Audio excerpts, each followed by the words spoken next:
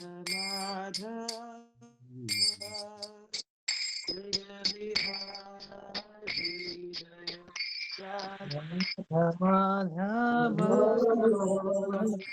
जय कुंज बिहारी जय गोपी जय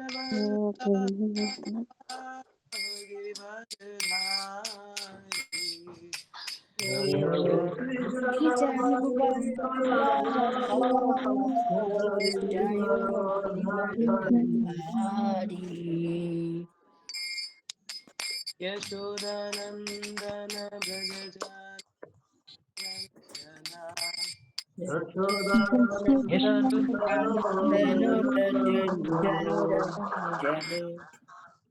यमुना तीरावनचारी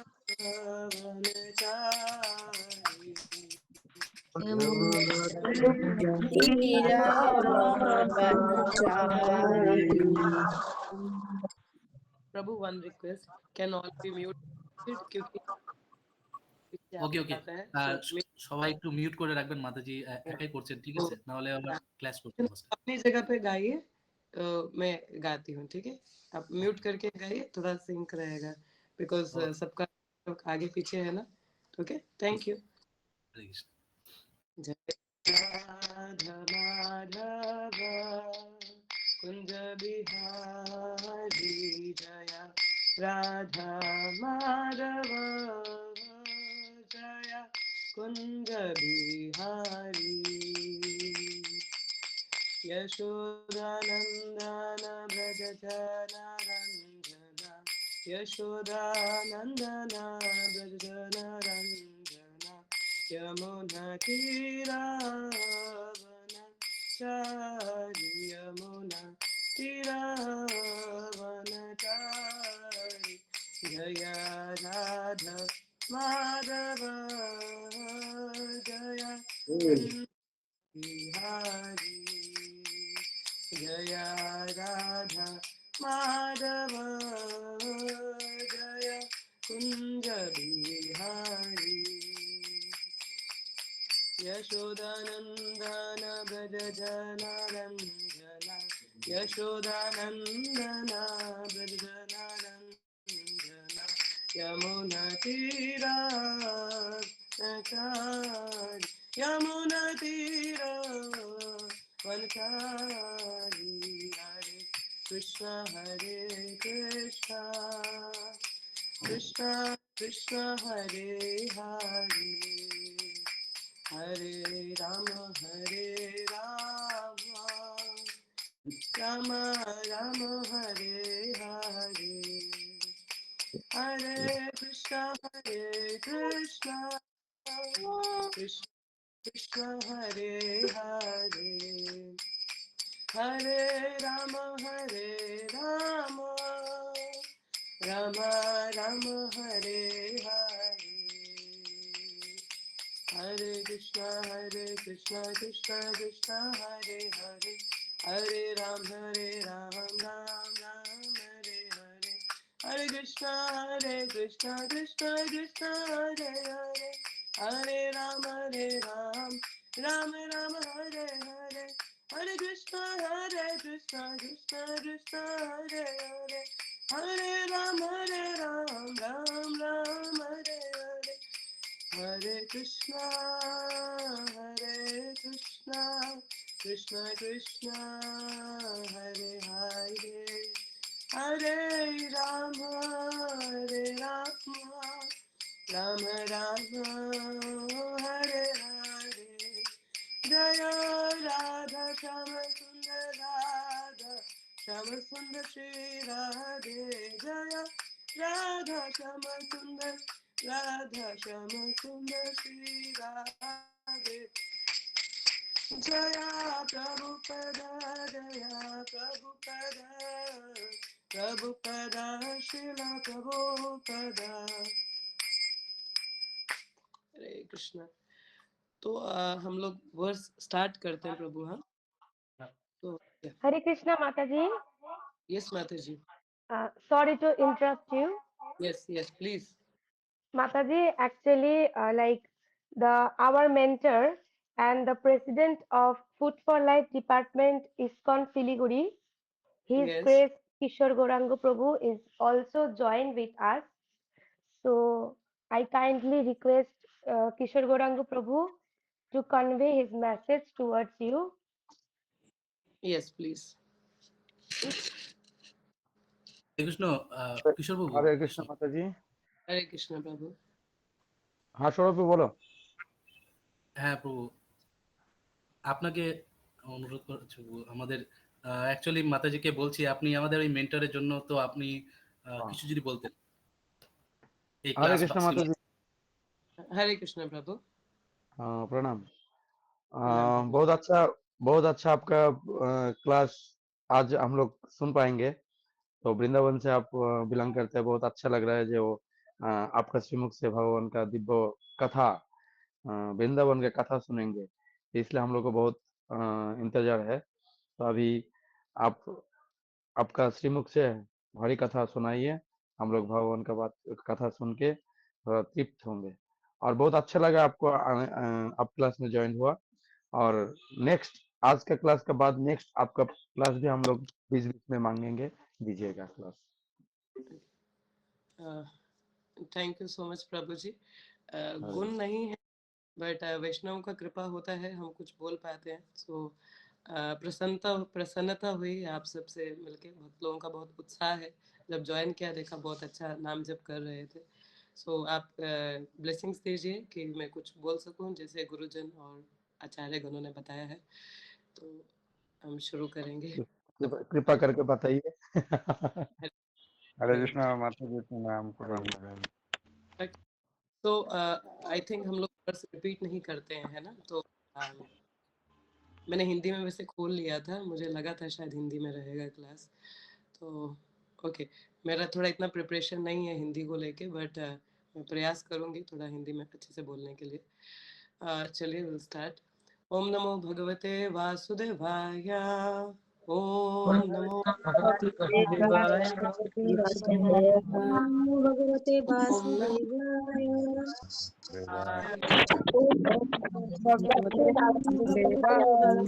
वासुदेवाय।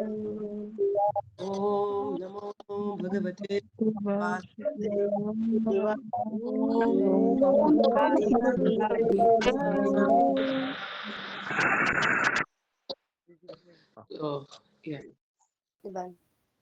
तो हमारा आज वर्स जो प्रभु जी ने दिया है वो कहा है 34, 35 और 36 और 37।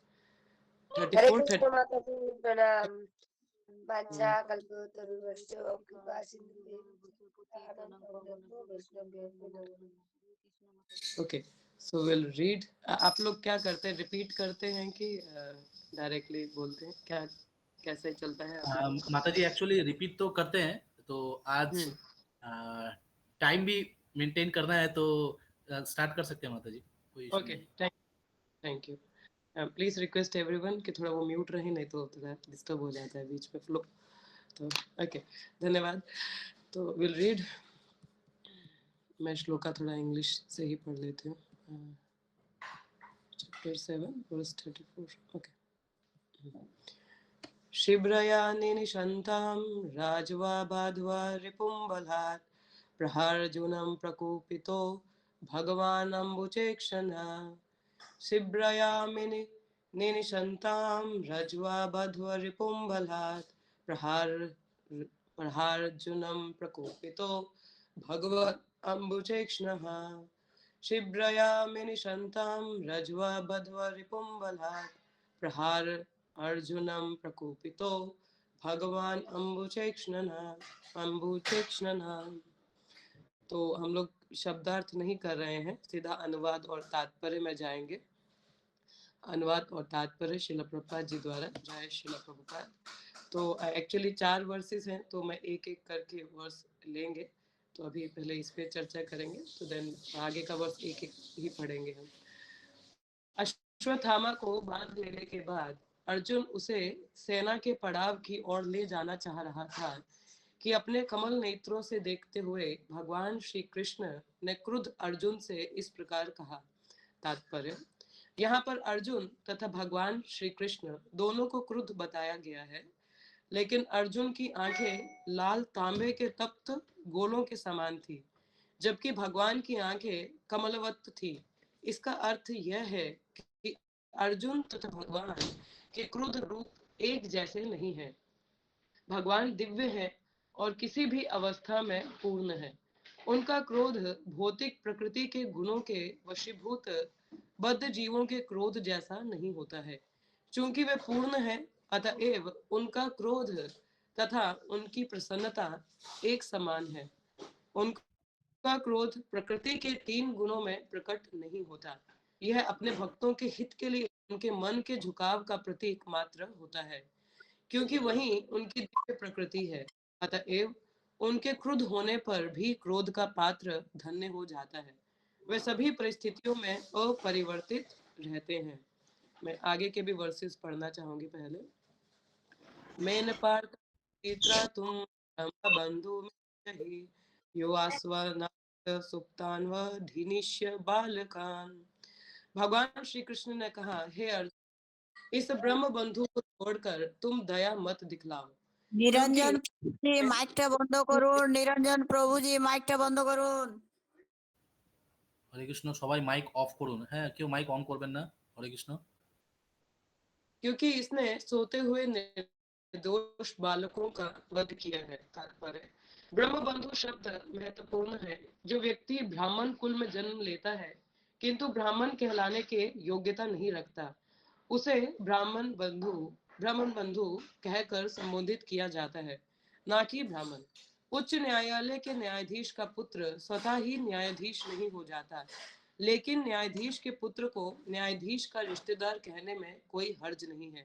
अतः जिस प्रकार कोई जन्म के द्वारा ही न्यायालय का न्यायाधीश नहीं बन जाता, उसी प्रकार कोई जन्म के आधार पर ही ब्राह्मण नहीं होता, अपितु उसे ब्राह्मण की आवश्यक योग्यताएं प्राप्त करनी होती हैं। जिस प्रकार न्यायाधीश का पद उसके योग्य व्यक्ति के लिए होता है, उसी प्रकार से ब्राह्मण का पद भी योग्यता से ही प्राप्त होता है। शास्त्रों का आदेश है कि यदि ब्राह्मण से इतर कुल में भी उत्पन्न हुए पुरुष में ब्राह्मण के सद्गुण रहते हैं, तो उसे ब्राह्मण के रूप में स्वीकार करना होता है। इसी प्रकार यदि ब्राह्मण कुल में उत्पन्न व्यक्ति ब्राह्मण के गुणों से रहित होता है, तो उसे अब्राह्मण, या ठीक से कहना चाहिए तो ब्राह्मण बंधु का कहना चाहिए। समस्त वेदों के परम प्रमाण भगवान श्री कृष्ण ने ये अंतर स्वयं बताए हैं और वह इसका कारण अगले श्लोक में बताने वाले हैं। तो आगे के 2 श्लोक थोड़ी देर बाद में लेते हैं। ओम अज्ञानतिमिरान्धस्य ज्ञानाञ्जनशलाकया चक्षुरुन्मिलितं येन तस्मै श्रीगुरुवे नमः। श्रीचैतन्यमनोभीष्टं स्थापितं येन भूतले स्वयं रूपा कदा मह्यं ददाति स्वपदान्तिकं। वन्देऽहं श्रीगुरु श्रीयुतापदकमलं श्रीगुरून् वैष्णवांश्च श्रीरूपं साग्रजातं सहगना रघुनाथान्वितं तं सजीवं साद्वैतं सावधूतं परिजनसहितं कृष्णचैतन्यदेवं श्री राधा कृष्ण पदान् सगना ललिता श्री विशाखान्वितांश्च। हे कृष्णा करुण सिंधु दीनबंधु जगतपते गोपेशा गोपिका कांत श्री राधकांता नमोस्तुते। तप्त कांचन गौरांगी श्री राधे वृंदावनेश्वरी वृषभानुसुते देवी प्रणमामि हरिप्रिये। वंशकल्पतरुभ्यश्च कृपा सिन्धुभ्येव च पतितानां पावनेभ्यो वैष्णवेभ्यो नमो नमः। जय श्री कृष्ण चैतन्य प्रभु नित्यानंद श्री अद्वैत गदाधर श्रीवासदि गौर भक्तवृंद। हरे कृष्णा कृष्ण कृष्ण हरे हरे, हरे राम राम राम हरे हरे। मुखां करोति वाचालं पंगुलं गिरते गिरिं यत्कृपातमहं वन्दे श्रीगुरुदीनतारिणं परमानंद माधवं। हरे कृष्ण हरे कृष्ण। तो ये जो वर्स है अभी जो हम पढ़ रहे हैं, इसका थोड़ा सा हम रिकैप करेंगे, इस चैप्टर का छोटा सा समरी अभी तक क्या चला है इस अध्याय में, ताकि हम लोग एक सिंक में रहें कि अभी वर्सेस में क्या आगे आने वाला है। तो शुरुआत के इस अध्याय में ही आपने देखा होगा व्यासदेव जी किस प्रकार से भागवतम का गुणगान करते हैं, और आगे कुछ वर्सेस में भागवतम किस प्रकार सुखदेव गोस्वामी को बताया गया, और फिर उसके आगे जैसे पांडव पुत्रों का जो मृत्यु हुआ अश्वत्थामा के द्वारा, उसके बारे में बताया जाता है 12वें से 16वें श्लोक में। और अभी जो हम आगे ये जो सेक्शन हम पढ़ रहे हैं, इसमें ये 17वें श्लोक से चालू हुआ था, 17वें से 34 के बीच में। अभी हम 34th श्लोक हम लोग आज ले रहे हैं। तो यहाँ पे अभी हुआ क्या है, अश्वत्थामा ने क्या है, ब्रह्म अस्त्र छोड़ा था। और जब अश्वत्थामा ने ब्रह्मास्त्र छोड़ा तो अर्जुन ने भगवान से प्रार्थना की। अर्जुन की स्तुतियां वहां पे आती हैं, वो प्रार्थना करते हैं भगवान से। अब देखा जाए तो अर्जुन बहुत ज्यादा बलशाली हैं, एक योद्धा है, उनको प्रार्थना करने की क्या आवश्यकता है, वो तो सीधा ब्रह्मास्त्र का सीधा जवाब दे सकते हैं। परंतु कहते हैं जो भक्त है वो सदैव भगवान का स्मरण रखता है ना, चाहे योग्यता कितनी भी क्यों ना हो, परंतु एक कृतज्ञता भगवान की शक्ति के बिना, कहते हैं ना भगवान की जितनी कृपा है उसके बिना हम लोग कुछ कर नहीं सकते। तो ये भक्त और एक अभक्त का लक्षण होता है कि भक्त किसी भी परिस्थिति में भगवान का स्मरण छोड़ता नहीं है, वो उनसे प्रार्थना करता है मैं क्या करूं, है ना। और फिर भगवान उनको कहते हैं कि अश्वत्थामा ने ये जो ब्रह्मास्त्र छोड़ा है तुम भी काउंटर एक्ट करो, मीन्स अस्त्र छोड़ दीजिए, है ना। अभी अश्वत्थामा ने अस्त्र क्यों छोड़ा है, बिकॉज वो क्या अभी वो इसका कॉन्सिक्वेंस नहीं जानता है। अश्वत्थामा ये जानते हैं कि ब्रह्मास्त्र छोड़ते कैसे हैं, मगर उसको रिटाइल मतलब वापस लेना कैसे उसको ज्ञान नहीं है ना। और ये यहाँ पे दो चीजें आप देख सकते हैं। अश्वत्थामा ने ब्रह्मास्त्र छोड़ा अपनी खुद की जान बचाने के लिए, ये नहीं देखा कि इसका कितना बड़ा नुकसान हो जाएगा या क्या होगा, कैसे कोई करेगा, मुझे तो इसको वापस लेना नहीं आता है। ये डिमोनियक क्वालिटी होती है जिसको सेल्फिशनेस कहते हैं, अपने लिए कार्य करना, है ना। और दूसरी ओर अर्जुन है, पहले तो भगवान से प्रार्थना कर रहा है कि कैसे मैं क्या करूं, इसको कैसे रोक सकते हैं। और अर्जुन का यहाँ पे ब्रह्मास्त्र को काउंटर एक्ट करना, तो उसका पहली बात तो ये भगवान के प्रति कृतज्ञता है, उनसे प्रार्थना कर रहे हैं। और दूसरा उनका जो अस्त्र छोड़ना है वो किसी को नुकसान पहुंचाना नहीं है, परंतु इसको क्या है स्टॉप करना, मीन्स टू रिटेलिएट दिस ब्रह्मास्त्र, उसको रोकना वहां पे, है ना। उनका ये अक्सर नहीं है कि, क्योंकि ब्रह्मास्त्र एक तरीके का ऐसा अस्त्र है जैसे अगर आप नागासाकी हिरोशिमा में देखें जो परमाणु पड़ा है ना, कितने लोगों का अभी तक वहां पे प्रभाव है उस बॉम्ब का, उस तरीके का उससे भी ज्यादा पावरफुल दिस ये अस्त्र होता है ना। तो भगवान अर्जुन के है वहां पे उसको रोकने का प्रयास करते हैं। और जब रोकते हैं, जब उसको रोक देते हैं तो अश्वत्थामा को यहाँ पे अरेस्ट किया जाता है, बंदी बनाया जाता है। और क्यों बंदी बनाया जाता है, क्योंकि अश्वत्थामा ने किनको मारा था, द्रौपदी के पुत्रों को। अब जो अश्वत्थामा है ये किन के पुत्र हैं, द्रोणाचार्य के पुत्र हैं। और द्रोणाचार्य कौन है, मिलिट्री टीचर हैं किनके, जो अस्त्र शस्त्र सिखाते थे पांडवों को, है ना। एक तरीके के उनके गुरुजन ही हुए। तो गुरु के पुत्र अश्वत्थामा, है ना। अभी देखा जाए तो यहाँ पे अश्वत्थामा क्या है, दुर्योधन की पार्टी का है। पहली बात तो ये दुर्योधन दूसरी ऑपोजिट पार्टी में है जो कि गलत अधर्म की ओर है। और दुर्योधन को खुश करने के लिए उसने पांडवों को मारना चाहता था, मगर पांडवों को ना मार के उसने पांडवों पुत्रों को मारा, जो कि अभी वो भी सुप्त अवस्था में, है ना, सोई हुई अवस्था में मार देना क्षत्रिय का एक नियम होता है ना। जब तक सामने वाले के हाथ में भी अस्त्र शस्त्र नहीं है वो उस पर हाथ नहीं उठाता है, एक क्षत्रिय स्पिरिट होती है ना। खैर अश्वत्थामा यहाँ पे क्षत्रिय नहीं है, वे ब्राह्मण है, मगर ब्राह्मण का कार्य भी मारना नहीं है। प्रभुपाद जी अपने एक लेक्चर में बताते हैं, क्या कहते हैं वहां पे कि जैसे विश्वामित्र मुनि की कथा आती है। विश्वामित्र मुनि जब ताड़का राक्षसी थी, है ना, आपने पढ़ा होगा रामायण में, ये आपने देखा होगा जब विश्वामित्र मुनि राम जी को लेने के लिए आते हैं, है ना। तो अब देखा जाए तो विश्वामित्र मुनि भी बहुत शक्तिशाली हैं, है ना। वो चाहते तो ताड़का को खुद ही मार सकते थे, परंतु वो कौन है, ब्राह्मण है। हाँ, क्या है वह, ब्राह्मण है। और ब्राह्मण का कर्तव्य क्या होता है, ब्रह्म इति जान ब्राह्मण, है ना। ब्राह्मण का अर्थ है कि मतलब उसको ज्ञान देना, है ना, लोगों को आत्म साक्षात्कार की ओर प्रेरित करना, उनको बताना कि ब्रह्म क्या है, कैसे वह इस भौतिक जगत से मुक्त हो सकते हैं, इस बारे में उसको ज्ञान देना।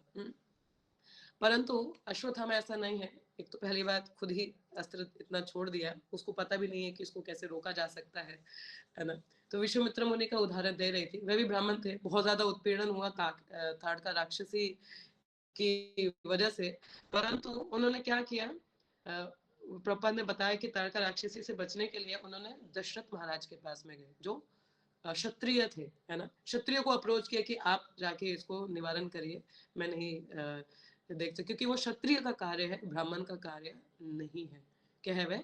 क्षत्रिय का कार्य है, ब्राह्मण का कार्य नहीं है। और यहाँ पे अश्वत्थामा भी एक ब्राह्मण पुत्री है, मगर यहाँ पे उनके लिए जो शब्द यूज हुआ है ब्राह्मण ब्रह्म बंधु। ब्रह्म बंधु कौन होता है? ब्रह्म बंधु क्या है?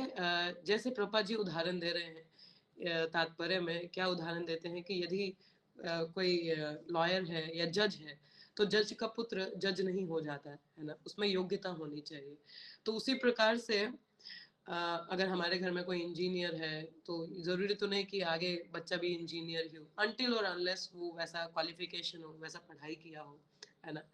तो यहाँ पे जैसे द्रोणाचार्य तो ब्राह्मण रहे हैं, मगर अश्वत्थामा ब्राह्मण नहीं है, ब्रह्म बंधु है, क्योंकि उसमें वो गुण नहीं है ब्राह्मण वाले, है ना। गुण कर्मा विभागशः, भगवान भगवत गीता में कहते हैं गुणों के आधार पर विभाजन है ना। यदि कोई शूद्र भी है, अगर उसमें ब्राह्मण के गुण है तो वह ब्राह्मण कहलाता है। परंतु अश्वत्थामा ब्रह्म बंधु है। ब्रह्म बंधु उसको कहते हैं जो ब्राह्मण कुल में पैदा तो हुआ है, मगर क्या है, ब्राह्मण के गुण नहीं है उसमें, है ब्राह्मण के गुण उसमें बिल्कुल भी नहीं है। तो यहाँ पे आगे के हम लोग एक सेकेंड है, थोड़ा सा इसका आगे प्रभुपाद जी, यहाँ पे एक जो पहला वर्ष हमने पढ़ा, वहाँ पे एक शब्द आता है अम्बुचेक्षणा। अम्बुचेक्षणा का अर्थ ये होता है कि मतलब कमल नयन, है ना, भगवान के नयन कैसे हैं, कमल नयन, तो इसमें बताया जाता है।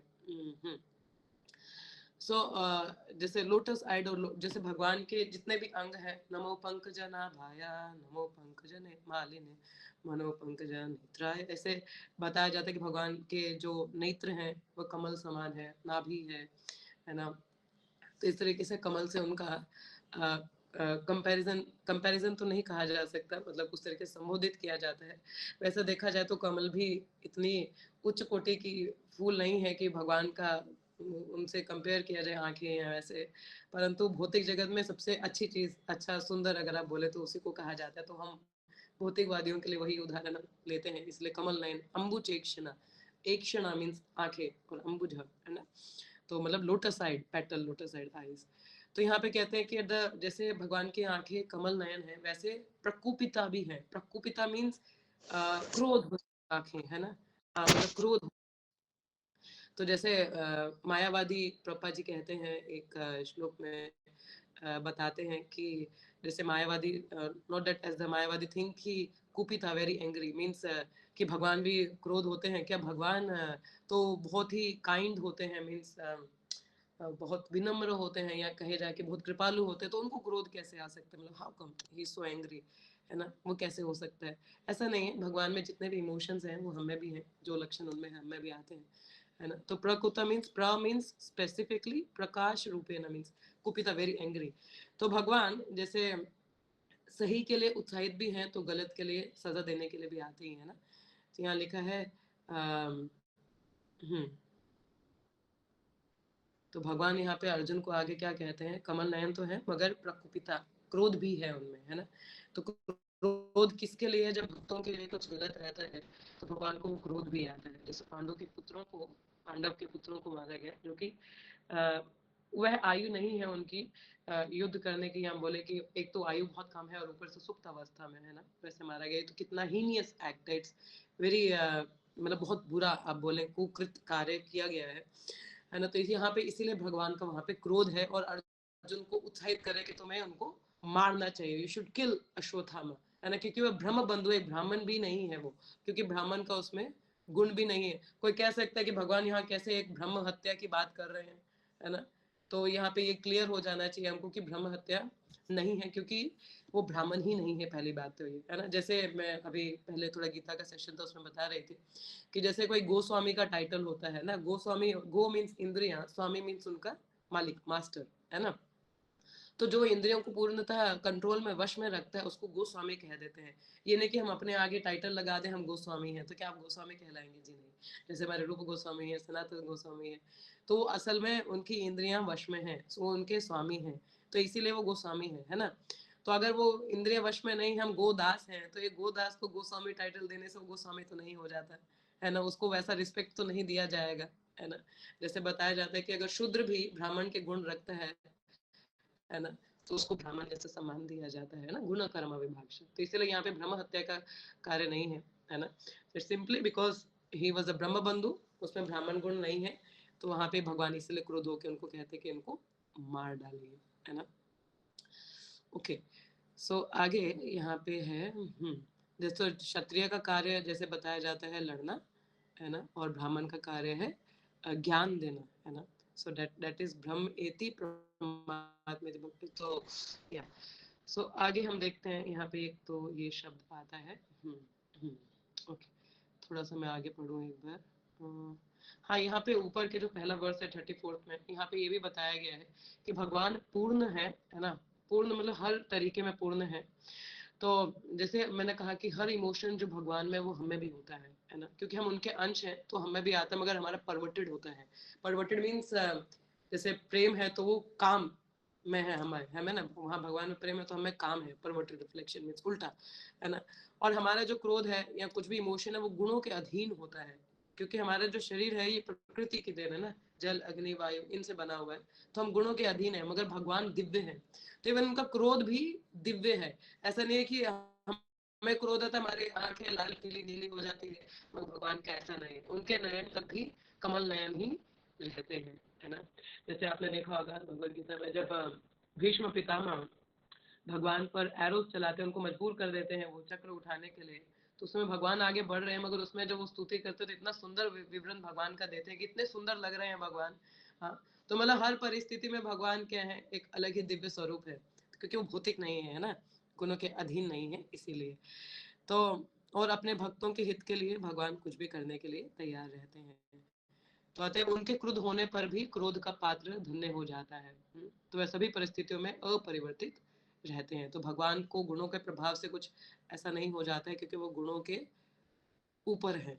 और दूसरे वर्ष में ये था ब्राह्मण के बारे में, जैसे मैंने बताया ब्राह्मण और ब्रह्म बंधु ये मेन उसमें पॉइंट था कि ब्रह्म बंधु कौन है, कि ब्राह्मण कुल में पैदा होके भी ब्राह्मण जैसे योग्यता नहीं है तो वो ब्राह्मण नहीं है। तो यहाँ पे ब्रह्म हत्या का पाप नहीं है, तो भगवान कह रहे हैं कि इसको मार देना चाहिए। आगे हम लोग वर्ष पढ़ेंगे 36 एंड 37, उसमें लिखा है मता प्रमत्त मुन्मंतम सुप्त बालम स्त्रिया जड़म प्रपन्न विर्थम वितम नरिपुम हंति धर्म वित्तः। जो मनुष्य धर्म के सिद्धांतों को जानता है वह ऐसे शत्रु का वध नहीं करता जो असावधान, नशे में उन्मत्त, पागल, सोया हुआ, डरा हुआ या रथविहीन हो। ना ही वह किसी बालक, स्त्री, मूर्ख प्राणी अथवा शरणागत जीव का वध करता है। किसके बारे में बताया गया है? जो व्यक्ति धर्मी है, जो धर्म के बारे में जानता है ना। धर्मी व्यक्ति कौन है? जो धर्म के 4 स्तंभों को पालन करता है, जो शास्त्र के अनुसार चलता है। जो शास्त्र को माने ही नहीं तो वो धर्म विहीन है ना, तो धर्म के अनुसार नहीं हुआ वो व्यक्ति। तो यहाँ पे बता रहे कि जो धर्म के सिद्धांतों का पालन करता है वह ऐसे शत्रु का वध नहीं करता, चाहे वो शत्रु ही क्यों ना हो, उसका भी वध ऐसी अवस्था में नहीं करेगा जो पागल हो, जो सोया हुआ हो, डरा हुआ हो, या मूर्ख हो, स्त्री हो, बालक हो, बुजुर्ग हो, उसको क्या, या जो जीव भगवान की शरणागत हो उसको वो मारता नहीं है। ये कौन व्यक्ति है? जो धर्म जानता है। और जो धर्म विहीन है, जो शास्त्र अनुसार नहीं चलता है, तो फिर उसको तो मार ही देना चाहिए। जैसे भगवत गीता में बताया जाता है, भगवान अर्जुन फॉल्स कंपैशन दिखाता है कि ये तो मेरे प्रियजन है, इनको कैसे मैं मार दूं। तो भगवान कहते हैं ये अग्रेसर्स हैं। देयर आर 6 काइंड्स ऑफ एग्रेसर्स, है ना। किसी की पत्नी को, उसमें बताया जाता है किसी की पत्नी को किडनैप कर लेना, किसी घर में आग लगा देना। तो ऐसे 6 प्रकार के एग्रेसर्स का बताया जाता है। एग्रेसर मुझे हिंदी नहीं पता है, क्षमा करिए। तो उसमें बताया जाता है। तो उसी प्रकार से आप इतना समझ लें कि जो धर्म विहीन कार्य करे वो सजा के लायक तो होता ही है। तो इसलिए भगवान यहाँ पे उत्साहित कर रहे हैं अर्जुन को कि इसको दंड मिलना ही चाहिए। तात्पर्य में प्रभुपाद जी बताते हैं, धर्म के ज्ञाता योद्धा द्वारा कभी ऐसे शत्रु को नहीं मारा जाता जो प्रतिरोध ना करे। पुराने समय में धर्म युद्ध के सिद्धांतों के आधार पर लड़े जाते थे, किसी इंद्र तृप्ति के लिए नहीं। अभी एक उदाहरण ऐसा आता है, अभी जैसे हमारे आर्मी के फोर्सेस हैं या पुलिस वाले हैं, है ना। क्षमा करें कोई अगर हो तो, कोई अपराध नहीं, मेरे पिताजी भी आर्मी से रहे हैं, परंतु उनके प्रति कोई अपराध नहीं है। अभी देखा जाए आजकल के जो ये क्षत्रिय स्पिरिट होती है, लोग मानते हैं कि हम फौज में हैं या ऐसे डिफेंस फोर्स में तो क्षत्रिय स्पिरिट है, मगर उनके कुछ वो कोड्स के अकॉर्डिंग लड़ाई करते थे। Codes means there are certain rules and regulations, कुछ नियम हुआ करते थे। अभी जैसे महाभारत का भी युद्ध है, दिन में करते हैं, संध्या काल होते ही दूसरे के कैंप में जाके आपस में मिल रहे हैं, बात कर रहे हैं। ये वही योद्धा हैं जो दिन के समय एक दूसरे की जान ले रहे हैं और संध्या होते ही आपस में एक दूसरे के टेंट में जा रहे हैं, आपस में बात कर रहे हैं। तो ये कुछ नियम होते हैं। मारना चाहे तो उस समय भी मार सकते हैं ना, नहीं। एक क्षत्रिय का नियम होता है कि जब तक सामने अगर चुनौती है तो वो युद्ध के लिए तैयार है, अगर सामने वाले उनके बराबर में इक्वली नहीं है, बराबर में हथियार नहीं है, तो उस पर वो हाथ नहीं उठाएगा, स्त्री पे नहीं उठाएगा, बुजुर्ग पे नहीं उठाएगा, या कोई कमजोर है उस पर नहीं उठाएगा। ये क्षत्रिय होता है ना, ये क्षत्रिय होता है। तो यही बात यहाँ पे बताई जा रही है कि धर्म के ज्ञाता योद्धा द्वारा कभी ऐसे शत्रु को नहीं मारा जाता जो प्रतिरोध ना करे। मगर आजकल के योद्धा नहीं है, कोई छुपा होगा तो वहीं पे बम डाल देंगे, है ना। तो ऐसा है, तो मतलब एक प्रॉपर रूल्स नहीं फॉलो करते तो उनको हम क्षत्रिय नहीं कह सकते, है ना। वो अपने हिसाब से एक युद्ध है। Obviously they are also doing right work, वो भी अपनी अपनी जगह पे सही कार्य कर रहे हैं जैसा उनको समझ में आता है। परंतु अगर आप हायर लेवल पे देखें कि क्षत्रिय कौन है, तो एक नियम अनुसार एक युद्ध होता है ना। तो यहाँ पे पुराने समय में धर्म युद्ध के सिद्धांतों के आधार पर लड़े जाते थे, किसी इंद्र तृप्ति के लिए नहीं। मगर आजकल कोई भी जो वॉर हुआ है ना, चाहे वो वर्ल्ड वॉर हो या कोई भी है, वो इंद्र तृप्ति के लिए ही हुआ है ना। कोई देश अपने लिए, अभी हिटलर है तो वो सारी जगह अपना आधिपत्य जमाना चाहता था, इसीलिए बहुत ज्यादा उसका अपना हिटलरगिरी चलाया सभी जगह पे, है ना। सब जगह पे पूरा अपना रूल चलाया उसने। तो वो उसको हम ये वो इंद्र तृप्ति के लिए युद्ध है। या वर्ल्ड वॉर जो हुए हैं पहले, वो जितने भी हुए वो कहीं ना कहीं इंद्र तृप्ति है। ये ब्रिटिशर्स के साथ में हम लोगों का, भारत का ही हुआ है, तो वो भी एक इंद्र तृप्ति है। एक अब चाइना में, चाइना और इंडिया बॉर्डर में एक ऐसा लैंड है कि वहां पे ना इंसान है, ना इंसान का कुछ पता है, और वहां पे कुछ वनस्पति भी उगाई नहीं जा सकती है, और ना ही कोई वहां पे रहने की परिस्थिति है कि कोई व्यक्ति रह सकता है। ऐसा बैरन लैंड है जो इंडिया की प्रॉपर्टी है, मगर चाइना उस पर भी लड़ना चाहता है कि मुझे चाहिए। बताइए, तो ये इंद्र तृप्ति नहीं है तो क्या है बताओ। कहते हैं ना कि ईश्वास्यम इदम सर्वम यत् किंच जगते भुंक्ते भुंजते चैव, है ना, कि जिसका जितना है उतने कोटे में ही खुश रहना चाहिए।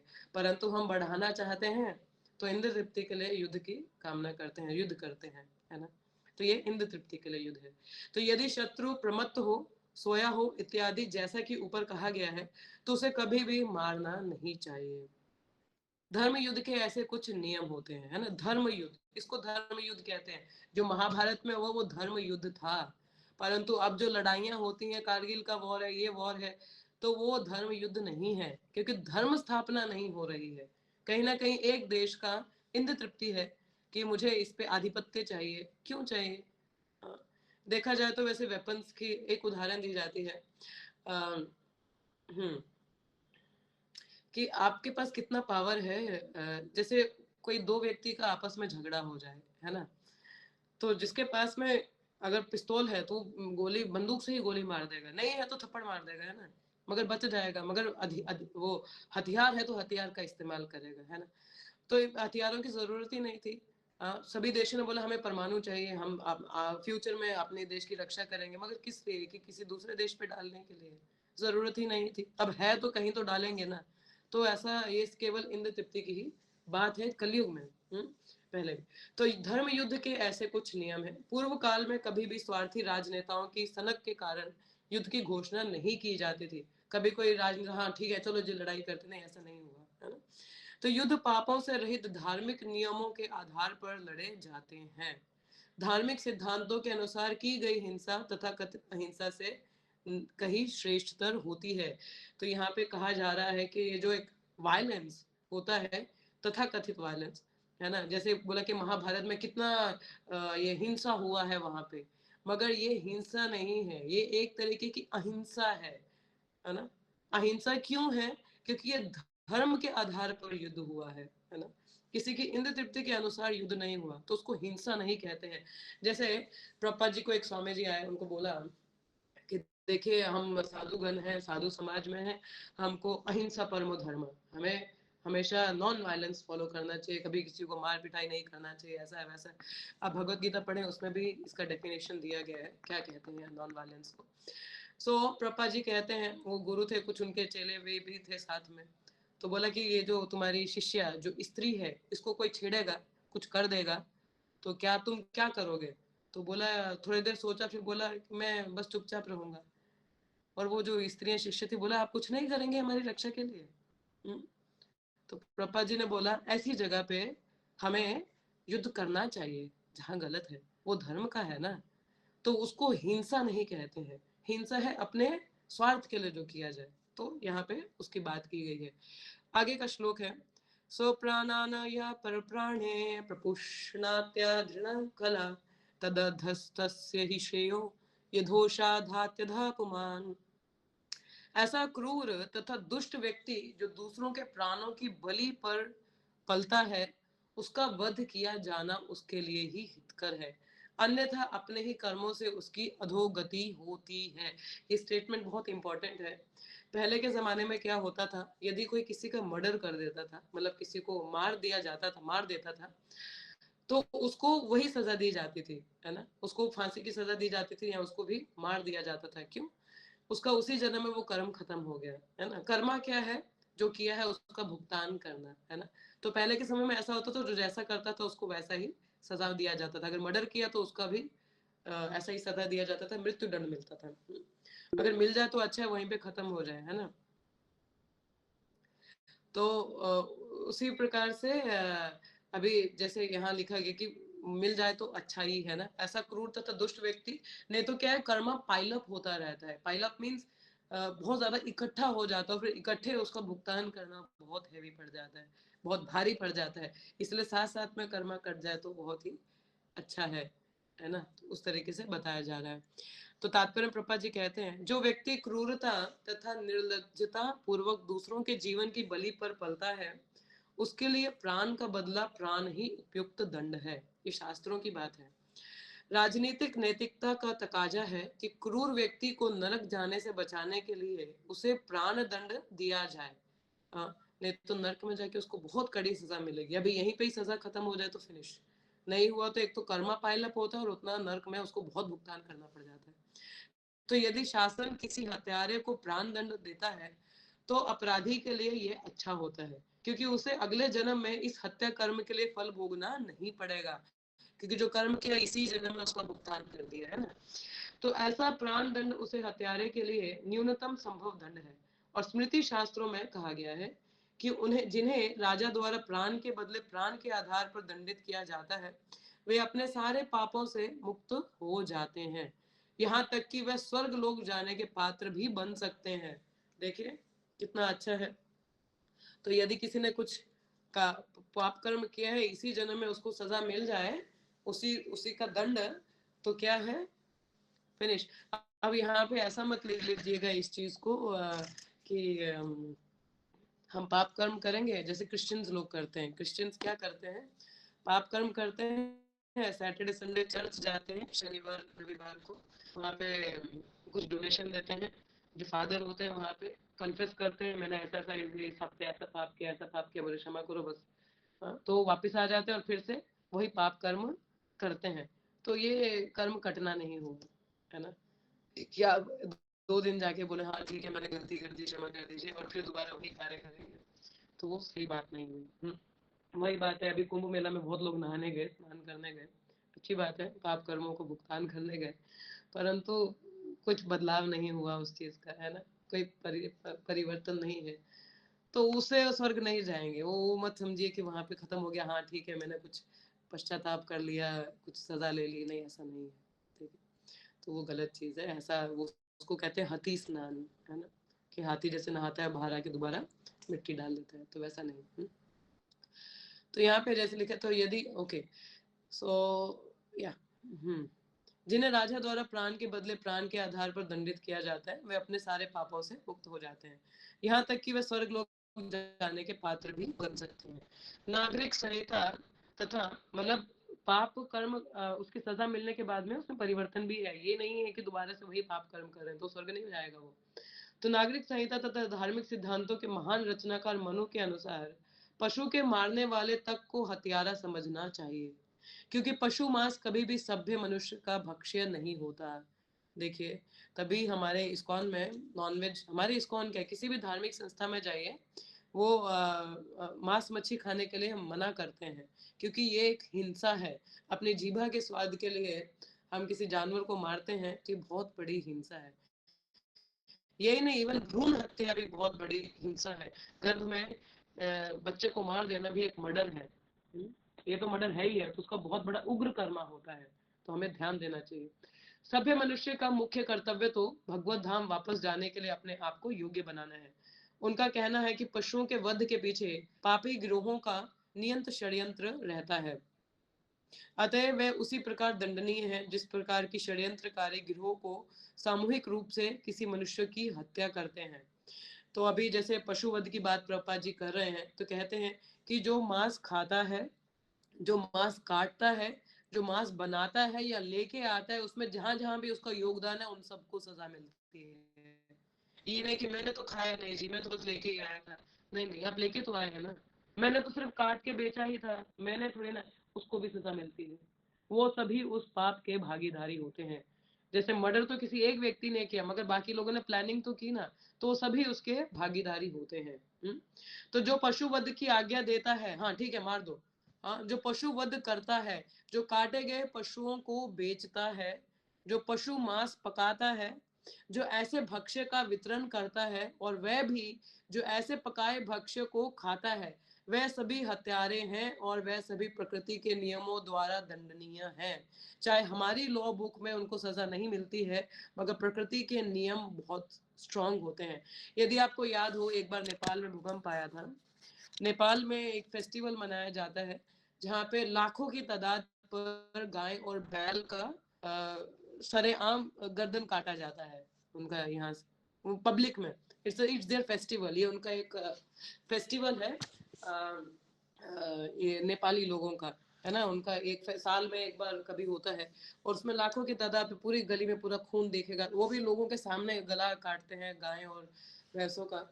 और ये एक जगह में तब कॉलेज में थी शायद, तो ये मैंने एक जगह पढ़ा था कि यदि ऐसा कभी लार्ज नंबर ऑफ एक साथ में कभी जानवरों को मारा जाता है तो भूकंप आता है। ये मैंने पढ़ा था कहीं पे, तो मुझे इतना रिलेट नहीं किया, उस समय पढ़ तो लिया बट इतना रिलेट नहीं किया कि हाँ ठीक है कहीं तो पढ़ा है। परंतु जब मैंने ये कुछ समय बाद ये न्यूज़पेपर पे ऐसा ये न्यूज़ देखा था इनका, उस समय व्हाट्सएप नहीं था ना कि वहाँ से इंफॉर्मेशन मिल जाता था, तो थोड़ा स्टूडेंट थे तो न्यूज़पेपर पढ़ते थे, तो वहाँ पे देखा कि नेपाल में ऐसा हुआ है, तब मैं उसको रिलेट कर पाए कि मैंने जो पढ़ा था ये सही में हुआ है। क्या ना, इसको कहते हैं पेन वेव थ्योरी। एक पेन वेव थ्योरी होती है कि जब लार्ज नंबर ऑफ एनिमल्स का स्क्रीमिंग एक साथ होता है तो वो धरती में क्या है, कंपन आता है, तो ये प्रकृति सजा देती है। हम चाहे कितना भी बोले कि नहीं ऐसा नहीं है, it's a pain wave theory, है ना। तो ये से सजा होती है, चाहे हम सरकार सजा नहीं दे रही है, मार के खा रहे हैं क्या ही है ना, परंतु प्रकृति उसका दंड देती है। चाहे कोई कितनी ही वैज्ञानिक प्रगति क्यों ना कर ले, वह जीव को उत्पन्न नहीं कर सकता। अतएव मनमानी करके किसी जीव का वध करने का किसी का भी अधिकार नहीं है। चाहे हम कितना भी एडवांस हो जाएं टेक्नोलॉजिकली या किसी भी तरीके से, है ना, एआई बना लें, मगर एआई मनुष्य नहीं बना सकती है। क्या आर्टिफिशियल इंटेलिजेंस से हम एक मनुष्य बना सकते हैं? नहीं बना सकते। क्या किसी में प्राण डाल सकते हैं? नहीं डाल सकते हैं। फिर तो डॉक्टरों को भगवान मान लेना चाहिए कि कोई मरे ही ना, है ना, हर किसी में जान डाल दें। ऐसा संभव नहीं है ना, ऐसा संभव नहीं है। तो हमें प्रकृति के नियमों के साथ खेलना नहीं चाहिए। तो मनमानी करके अगर हम किसी को जीवन दान नहीं दे सकते तो उसको मारने का भी अधिकार नहीं दे सकते। क्या हमने किसी को जीवन दान दिया है? नहीं, तो फिर हम उसको मारने का भी अधिकार नहीं रखते हैं, है ना। हमने तो किसी को नहीं बनाया ना। अब बोले हमारे संतान है हमारा अधिकार है, जी नहीं, आपका अधिकार नहीं, वो प्रकृति का है ना। आत्मा तो आपने नहीं बनाई, है ना, आपने अपने आत्मा नहीं बनाई ना आपने, फिर आपका अधिकार कैसे होगा। तो चाहे कोई कितनी ही वैज्ञानिक प्रगति करे, ओके। तो पशु भक्षकों के लिए शास्त्रों में सीमित पशु यज्ञों की ही अनुमति है, और ऐसी अनुमति भी कसाई घरों के खोलने पर प्रतिबंध लगाने के लिए है, ना कि पशु वध को प्रोत्साहित करने के लिए।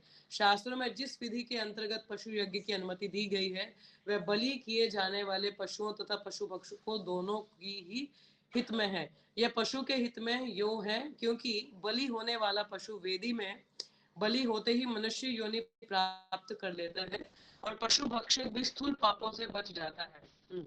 सुनियोजित रूप से चलाए जा रहे कसाई घर ऐसे विभत्स स्थान हैं जो समाज, राष्ट्र तथा सामान्य जनता के लिए सभी प्रकार के भौतिक अनिष्टों को पनपने के स्थान है। इसके द्वारा दिए जाने वाले मांस का भक्षण करना वही वह स्थूल पाप है। ये भौतिक जगत स्वयं ही चिंताओं से भरा हुआ स्थान है और उसमें पशु के वध को प्रोत्साहित करने से सारा वातावरण युद्ध, महामारी, अकाल तथा अन्य कई अवांछित विपत्तियों से अधिकाधिक दूषित हो जाता है। तो यहाँ पे जैसे कॉन्सेप्ट बता रहे हैं कि पशु यज्ञ करने के, जैसे पशु यज्ञ हुआ करते थे जहाँ पे पशु की बलि दी जाती थी, आपने शब्द सुना होगा, बलि दी जाती है। अब उसका कॉन्सेप्ट क्या था, हमारे शास्त्रों में भी जानवर को मारना अलाउड है, ये नहीं कि नहीं अलाउड है, मगर कहाँ अलाउड है, वहां दिया गया कि जो लोग अब कंट्रोल कर ही नहीं सकते हैं कि हमें मांस खाना ही खाना है, जैसे तमोगुनी लोग होते हैं या राजसिक लोग हैं, तो उनके लिए एक इंजंक्शन दिया गया है अमावस के दिन। और क्या क्या पशु वो खा सकते हैं, गाय की हत्या कभी भी नहीं लिखी है, क्या पशु खा सकते हैं, वो काली माता जी के आगे उनको लेके जाते हैं जानवर को और उसके कान में एक प्रार्थना करते हैं। महीने में एक ही बार अमावस्या आती है कि 2 बार आती है, चलो जब भी आती है, ठीक है। तो जैसे एकादशी आती है ऐसे अमावस्या भी आती है ना। तो वो क्या है, उस पशु के मांसहा, मांसहा का अर्थ होता है मैं अभी तुम्हें खा रहा हूँ फिर तुम मुझे खाओगे। ये प्रार्थना कान में उसके करते हैं, मैं अभी तुमको मार के खा रहा हूँ, अब तुम मुझे मार के खाओगे। अब बलि का कॉन्सेप्ट ये होता था कि बलि जब दी जाती है तो वो जो जानवर है वो इमीडिएटली ह्यूमन फॉर्म में चला जाता है। अब ये जो बाकी जानवर हम खाते हैं बिना बलि के ना, वो बेचारों का साइकिल रुक जाता है, बिकॉज 84 लाख स्पीशी का एक साइकिल होता है। तो स्पीशी एक स्पीशी से दूसरी स्पीशी में जाती है, एक जाति से दूसरी जाति में वो जाती है, जैसे उसका समय खत्म होता है तो वो इवॉल्व करती है। परंतु जब हम बलि देते हैं तो डायरेक्टली उसको ह्यूमन फॉर्म मिल जाता है। क्या है उसको directly human, actually you did the nice work, उसको ह्यूमन फॉर्म मिल जाता है, मगर आप बाध्य हो अगले जन्म में आप जानवर बनोगे और वही मनुष्य आपको मार के खाएगा। तो ऐसी प्रार्थना दी जाती थी। अब जो व्यक्ति ऐसी रोज प्रार्थना करेगा जब भी मीट खाएगा कि देखो अभी मैं तुम्हें मार के खा रहा हूँ फिर तुम मुझे मार के खाओगे, तो कभी तो उसका बुद्धि में आएगा ना कि अरे मैं क्या प्रार्थना कर रहा हूँ, ये तो मैं बहुत भारी पड़ जाएगा, मुझे कोई मार के खाएगा, ताकि वो उसको रेगुलेट कर सके। इसीलिए ये इंजंक्शन दिया गया था। ये इंजंक्शन नहीं था कि आप कसाई खाना खोल दीजिए, ये कहीं पे भी नहीं लिखा है। इवन मुसलमानों के लिए भी कसाई घर के बारे में क्या बताया गया है, वहां पे ये कॉन्सेप्ट दिया गया कि जो व्यक्ति 5 बार नमाज अदा करता है, उनका जो मक्का मदीना जहाँ वो प्रार्थना करते हैं ना जिस तरफ देख के, वो बहुत पूजनीय स्थान है उनका मक्का मदीना। उस जानवर को जिसको मार के खा रहे हैं उसका चेहरा उस मक्का मदीना की तरफ होगा और उसकी आंखों में आंखें डाल के उसको धीरे धीरे काटेंगे। इससे क्या उसमें दया भाव आएगा, कभी तो रुकेगा ना कि कैसे उसको मार दे, इसलिए उसको हलाल कहते हैं, हलाल मीट। हलाल मीन्स धीरे, मतलब उस नियम को पालन करना। जो 5 बार नमाज अदा करता है मक्का की तरफ उसका चेहरा करेंगे और उसको धीरे धीरे काट के खाएंगे, ताकि वो रेगुलेट हो सके। कभी तो उसको दया भाव आएगा ना, उस जानवर को ऐसे देख रहा है। मक्का मदीना इतना पवित्र स्थान है, वहीं चींटी भी नहीं मार सकता कोई, नहीं मारते हैं ये लोग, बिल्कुल नहीं मारते हैं। तो इनका भी इंजंक्शन हमारे शास्त्र के अनुसार ही है, टू रेगुलेट देम। ये नहीं है कि आप कसाई खाना खोल दीजिए और चलो अब जितना खाना है उतना खा ले, नहीं, इसकी बहुत बड़ी सजा होती है। और जो पहले यज्ञ किए जाते थे ब्राह्मणों द्वारा जानवरों के लिए, तो उनको डायरेक्टली ह्यूमन फॉर्म में नया जीवन देने के लिए, और ब्राह्मण अपनी पावर चेक करता था कि कितना वो मंत्र सही से उच्चारण करता है, तो इसलिए। बट इट्स नॉट कि ये राइट है कि हम कैसे भी उसको मार के खा सकते हैं, ठीक है। तो यहीं पे विराम लेंगे हम लोग। सॉरी मैंने टाइम बहुत ज्यादा ले लिया आप लोगों का। इसके आगे का भी क्या है, भगवान क्या है प्रोत्साहित कर रहे हैं अर्जुन को कि तुम्हें युद्ध करना, क्यों करना है, ठीक है। आगे और रीजन दिए जाएंगे, पर्टिकुलरली जब आगे आप पढ़ेंगे उसमें एक स्पेसिफिक रीजन दिए जाएंगे, ठीक है। तो हम लोगों ने कुछ कॉन्सेप्ट पढ़े, ब्रह्म बंधु का कॉन्सेप्ट पढ़ा हम लोगों ने कि ब्रह्म बंधु किसको कहते हैं, ये पशु हत्या के बारे में पढ़ा, भगवान के जो अंबुचेक्षणा की बात की कि भगवान के नयन क्रोध में भी बहुत सुंदर होता है क्योंकि वो दिव्य है, वो हम लोगों ने पढ़ा, है ना। और क्या पढ़ा हम लोगों ने यहाँ पे थोड़ा सा धर्म कि जो युद्ध है वो धर्म के अनुसार होना चाहिए, नहीं तो वो इंद्र तृप्ति के अनुसार है तो वो धर्म युद्ध नहीं कहलाता। ठीक है, तो योद्धा क्या होता है, ये थोड़े थोड़े कुछ कॉन्सेप्ट हम लोगों ने पढ़े, तो यहीं पे विराम लेंगे। किसी का कोई प्रश्न हो तो या कुछ आप बताना चाहें तो मोस्ट वेलकम। हरे कृष्णा। हरे कृष्णा माता जी, बहुत धन्यवाद आपको। माता जी, मेरा एक सवाल था 37 श्लोक का तात्पर्य में यहाँ पर बताया गया, एक्चुअली मैं बंगाली में रीड कर रहा था, तो यहाँ पर बताया गया है जो राजा जो किसी को दंड देते हैं, कोई अपराधी को दंड देते हैं, तो उनको नरक से उद्धार हो जाते हैं वो मृत्यु दंड मिलने के बाद। तो माता जी, अगर कोई भी कोई मतलब गरीब जुर्म कर रहा है या कोई बहुत बड़ा जुर्म कर रहा है, उसके बाद भी उसको वो नरक से वो उद्धार हो जाएगा, वो मृत्यु दंड मिलने के बाद भी? मतलब उसको वो यातनाएं नहीं झेलनी पड़ेंगी, यही तो हुआ ना उसका, क्योंकि जो उस जन्म का जो कर्म था वो वहीं पे ही उसने भुगतान कर दिया। अभी वो नहीं करता तो उसको पहले नरक में जाके वो यातनाएं झेलनी पड़ती, एक यातना शरीर मिलता है, वहां जाके यातनाएं झेलनी पड़ती, फिर उसको कहीं और जन्म मिलता है। पर अब क्या, ये कवर अप हो गया है, अब उसको उस कर्म का सजा नहीं भुगतना नरक में जाके। क्या पता चले उसने वही एक कर्म पाप कर्म किया, उसके बाद उसने कुछ किया ही ना हो, तो उसकी सजा खत्म होगी तो स्वर्ग जाने के लायक है अब तो, है ना, इस तरीके से। ठीक है प्रभु, क्लियर हुआ आपको कुछ?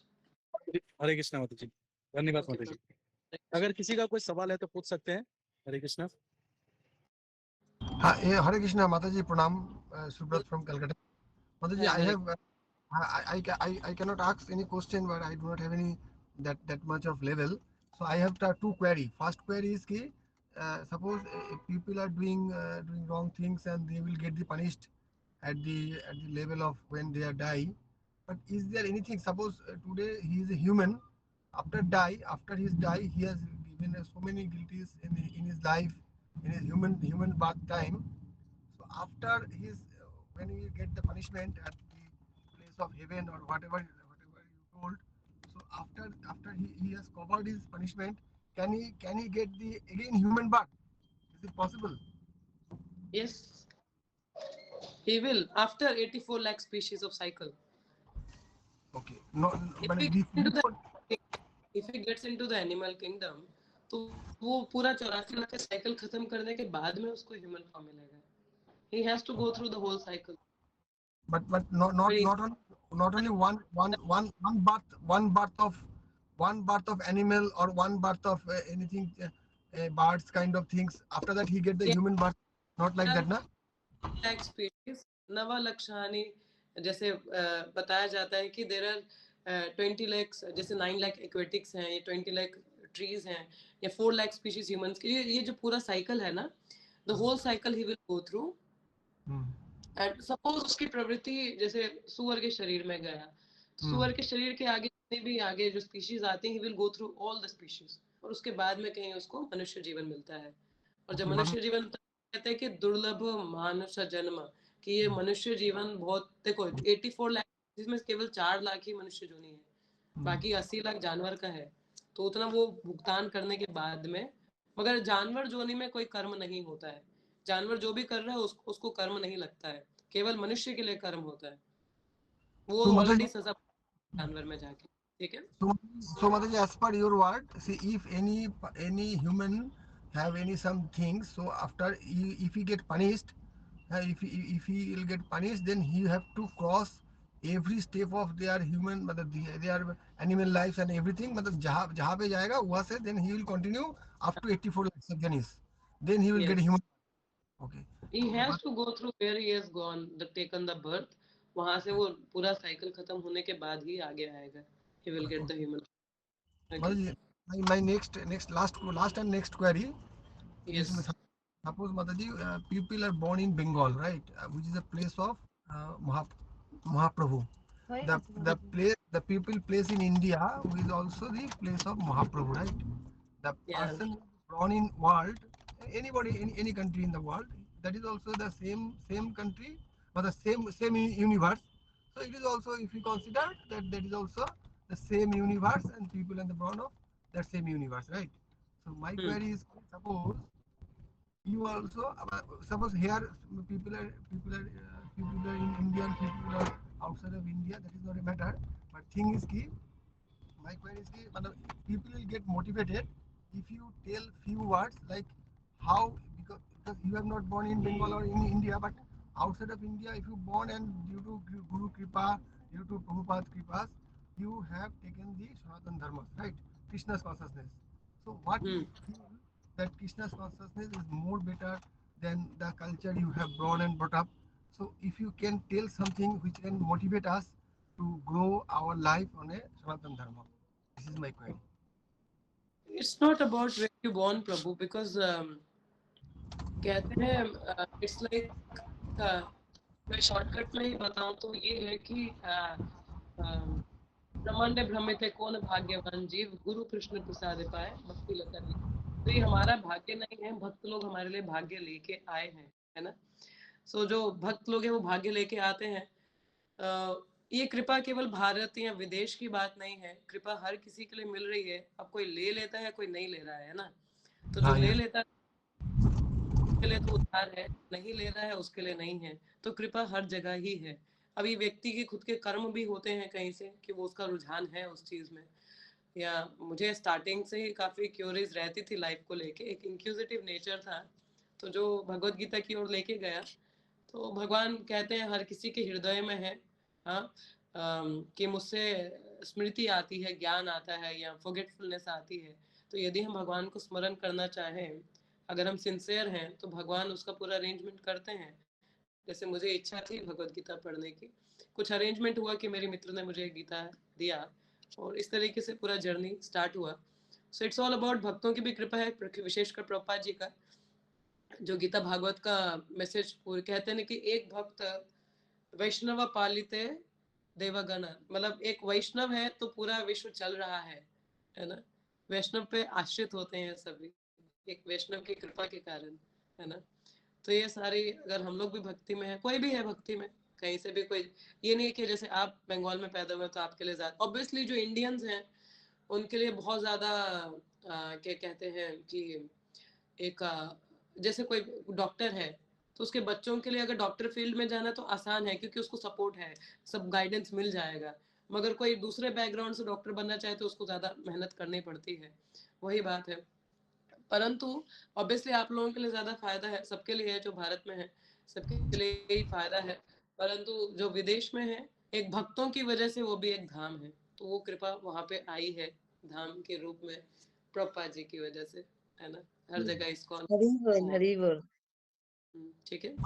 You have nicely explained, Mataji. You have nicely explained. The explanation is like anything, Mataji. Hare Krishna, pranam, Ashirwad. We require your blessing at the same time. Thank you, no I, Mataji. Thank you. Okay, कोई और प्रश्न है किसी का? हरे হরে कृष्ण কৃষ্ণ। माताजी। আপনাদের মধ্যে আর কারোর একটা প্রশ্ন নেওয়া হবে, মাতাজিরও অনেক টাইমের লিমিট আছে, বাউন্ডেশন আছে, ঠিক আছে।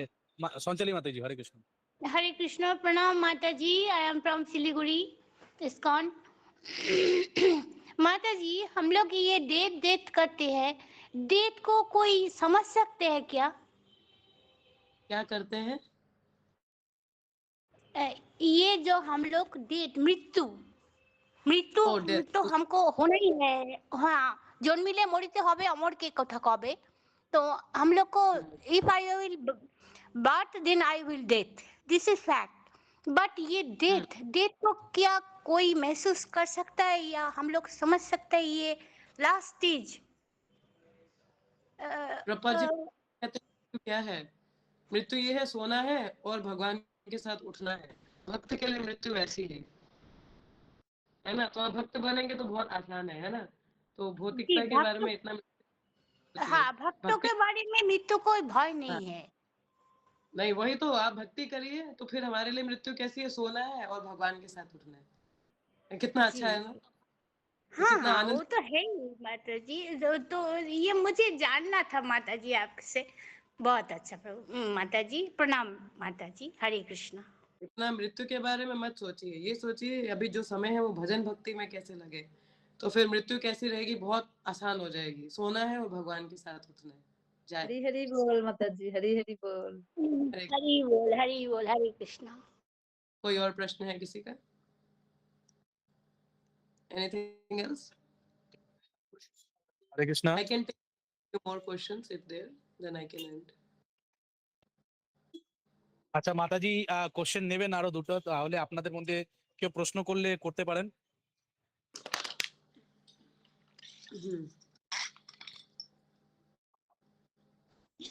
माताजी मे भी और किसी का क्वेश्चन नहीं है शायद।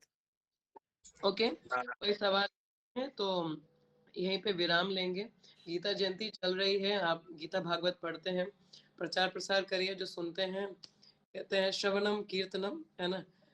इट सेज श्रवणम कीर्तनम स्मरणम वंदनम, है ना। सो स्मरणम कैसे होता है? जो सुनते हैं, श्रवणम कीर्तनम, कीर्तनम मीन्स बोलना, तो जो सुना उसको बोलना है तो वो स्मरण में रहता है। तो जो स्मरण में रहता है उसका चिंतन भी होता है ना। तो जो हम पढ़ते हैं वो पॉइंट्स लेके चर्चा करना चाहिए। जिन्हें कि महाविष्णु गोस्वामी महाराज कहते हैं Bhagavatam is not the class you attended for 1 hour 2 hour 3 hour. ऐसा नहीं 1 घंटा 2 घंटा 3 घंटा भागवत पढ़ लिया, हाँ चलो मैंने क्लास अटेंड किया, उसके बाद तुरंत जाके चलो कहाँ है प्रसाद, ऐसा नहीं है। उसके बाद अगर 5 मिनट बैठ के भी अगर आपने चिंतन किया तो 5 मिनट का क्लास सुना है आपने, है ना। तो उसको असली में क्लास कहते हैं। So if you have heard something, कुछ पढ़ा है तो उसको थोड़ा समझने का प्रयास करिए, प्रचार करिए। और गीता जयंती है तो और भी लोगों को भगवत गीता के लिए भी प्रेरित करिए, है ना। बुक डिस्ट्रीब्यूशन जरूरी है, तो वितरण करिए ग्रंथों का भी और जो पढ़ा है उसका भी। ये माताजी एक रिक्वेस्ट था, विराम हरे कृष्णा माताजी एक रिक्वेस्ट था, इन फ्यूचर अगर माताजी आपका टाइम अवेलेबल होता है तो माताजी फिर से हम लोगों को ये श्रवण का मौका मिल सकता है क्या? यस प्रभु, आप चेक कर सकते हैं मेरे साथ में व्हेन आई एम अवेलेबल, तो ओके आप मैसेज माताजी, छोड़िए। ओके, थैंक यू माताजी। हरे कृष्णा। हरे कृष्ण कृष्णा। माताजी। वांछा हरे कल्पतरुभ्यश्च कृष्ण माताजी कृपा प्रणाम। सिन्धुभ्यः वांछा माताजी कल्पतरुभ्यश्च कृपा सिन्धुभ्यः भक्त्या नाम